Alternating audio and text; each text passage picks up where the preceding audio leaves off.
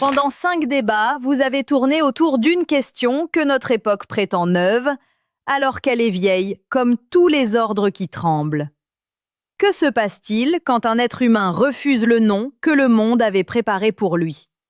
Vous avez parlé du ressenti, du corps, du regard des parents, de la culture, de la souffrance, du soin, de la peur.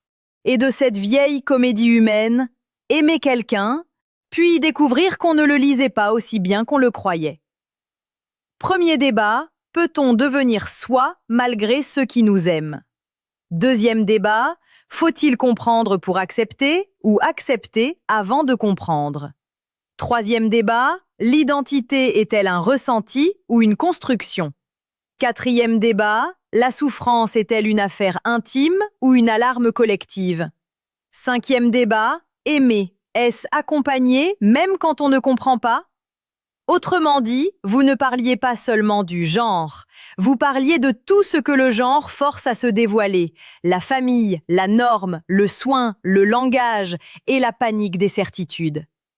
Logos, viens donc ramasser les morceaux de cohérence que nous avons laissés derrière nous. Ces 5 débats ont détruit 2 paresses intellectuelles. La première consistait à croire que l'identité de genre serait une pure invention arbitraire, un caprice social sans consistance intérieure. C'est faux. Vos débats ont montré qu'un vécu identitaire peut être précoce, constant, structurant et observable dans ses conséquences psychiques et sociales. La deuxième paresse est symétrique. Croire qu'un ressenti se suffit à lui-même, hors de tout cadre, hors de tout langage, hors de toute médiation sociale. C'est faux aussi. L'identité ne naît pas dans le vide. Elle émerge dans une conscience, mais elle se stabilise dans un monde. Premier débat, le regard parental n'est pas neutre. Deuxième débat, l'acceptation immédiate peut protéger, mais elle ne dispense pas du travail de compréhension. Troisième débat, l'identité est à la fois intime et culturelle. Quatrième débat, la souffrance individuelle devient un fait public quand elle se répète à grande échelle.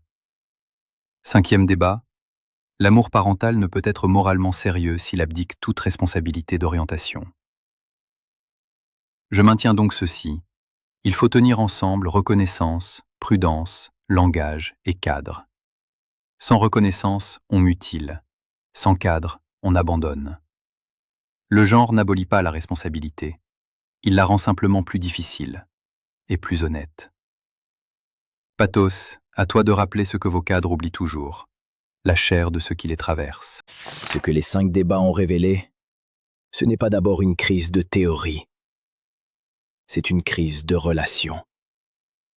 À chaque fois, le même drame revenait sous des formes différentes.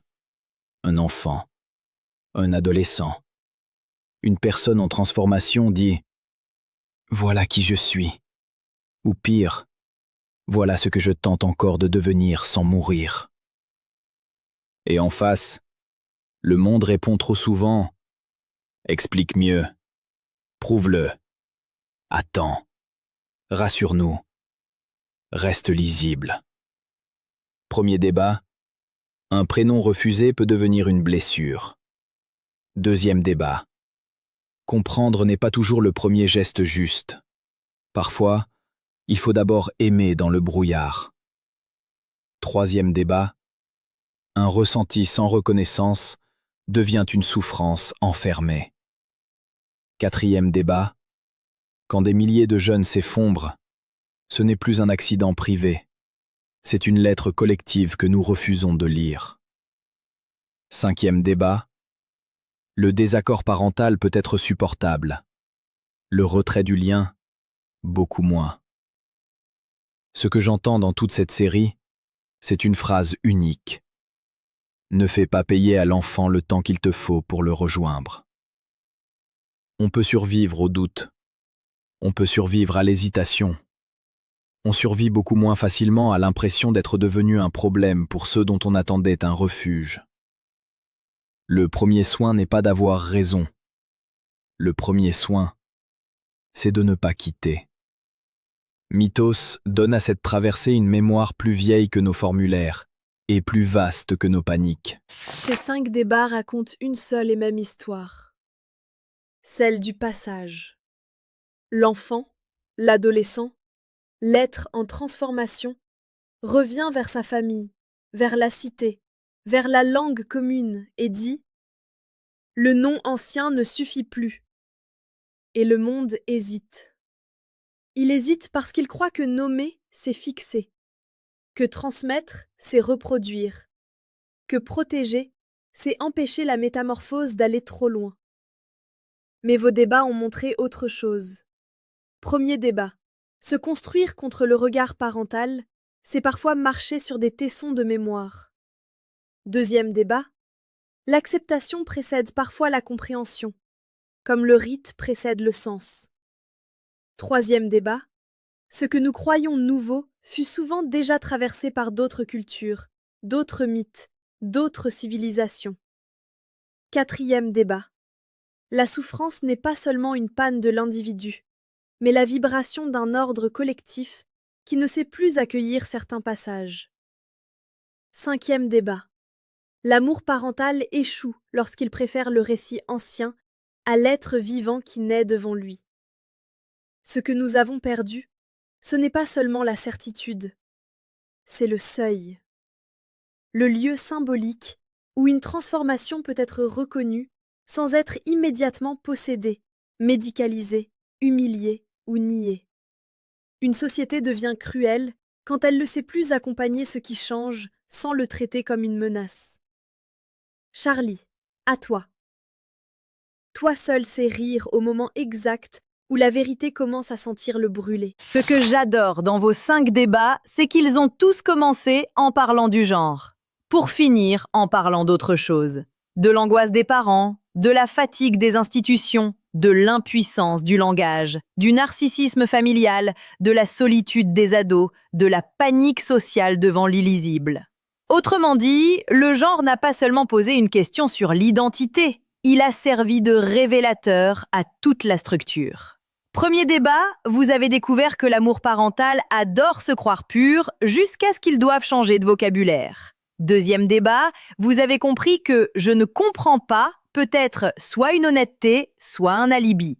Troisième débat, vous avez vu que l'identité est intime, oui, mais qu'elle saigne toujours dans un décor social. Quatrième débat, vous avez admis que le mal-être des jeunes n'est pas une note de bas de page, mais un symptôme historique. Cinquième débat, vous avez enfin osé dire que beaucoup de parents aiment leurs enfants, certes, mais aiment aussi beaucoup la version de ces enfants qui confirme qu'ils avaient raison depuis le début. Et là, enfin, le masque tombe. Le vrai scandale n'est pas que certains changent. Le vrai scandale, c'est que ce changement oblige chacun à révéler ce qu'il aimait vraiment, la personne ou sa lisibilité. Je tranche ainsi. Aucune société sérieuse ne peut traiter l'identité comme un simple caprice, et aucune société juste ne peut traiter sa reconnaissance comme une faveur conditionnelle. Il faut donc reconnaître sans romantiser, accompagner sans abdiquer, protéger sans écraser, penser sans déshumaniser. Sans reconnaissance, la vérité se brise. Sans discernement, elle se disperse. Pathos, viens donc rappeler à quel prix vos prudences sont souvent payées. Je tranche autrement. Chaque fois que vous retardez trop le geste d'accueil, ce sont les plus fragiles qui paient l'addition. Le débat n'est pas « faut-il penser ?» Le débat est « quand vous pensez ?» Qui reste seul pendant ce temps? L'enfant n'attend pas d'abord une théorie juste. Il attend de savoir s'il a encore une place. Mythos, dis-nous ce que devient une civilisation qui oublie l'art d'accueillir les métamorphoses. Elle devient techniquement brillante et symboliquement pauvre. Elle sait classifier, diagnostiquer, réguler, mais elle ne sait plus bénir, reconnaître, accompagner, transmettre autrement. Alors elle fabrique des êtres sans seuil, des passages sans rite, des douleurs sans village. Quand le monde ne sait plus nommer les passages, ce sont les blessés qui deviennent ses prophètes involontaires. Charlie, termine. Alors, qu'avons-nous appris après 5 débats? Que l'identité du genre n'est ni une lubie isolée, ni un simple dossier médical, ni un slogan militant suffisant à lui seul. C'est un point de collision entre le ressenti et la culture, l'amour et la norme, le soin et le contrôle, la prudence et la peur, l'intime et le collectif, le non hérité et le non conquis. Vous vouliez savoir ce qu'est le genre. Très bien, mais vos 5 débats ont surtout répondu à une autre question, plus embarrassante. Que fait une société et que fait une famille quand un être vivant ne veut plus porter le récit qu'on avait écrit pour lui? Voilà le vrai verdict. Vous vouliez un débat sur l'identité, vous avez obtenu une radiographie de notre manière d'aimer, d'écouter, de classer et d'avoir peur. Et vous, le progrès consiste-t-il seulement à reconnaître de nouvelles identités, ou bien le vrai progrès commence-t-il quand on apprend enfin à ne pas humilier ce qu'on ne comprend pas encore?